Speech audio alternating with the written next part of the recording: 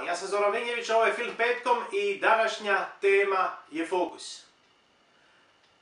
Kao ljudi imamo mogućnost korištenja fokusa na dva načina. Da se fokusiramo na ono što želimo i ono što ne želimo. Nažalost, više od 95% ljudi danas se fokusira, koncentrira na one stvari u životu koje ne želi. Šta mu to donosi? Ili što vam to donosi?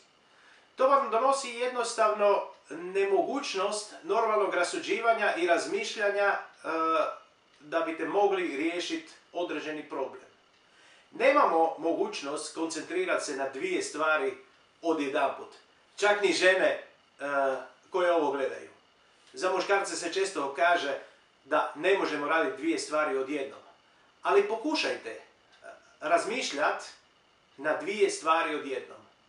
Niste u mogućnosti jednostavno.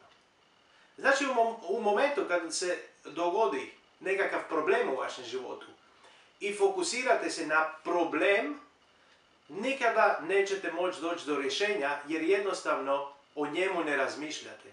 Razmišljate o problemu i kako vam se problem dogodio, a ne kako ćete ga riješiti.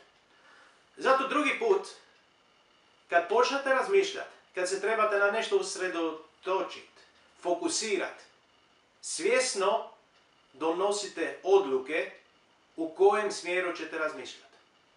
To je bilo sve za danas i vidimo se sljedeći tjedan. Doviđenja, hvala.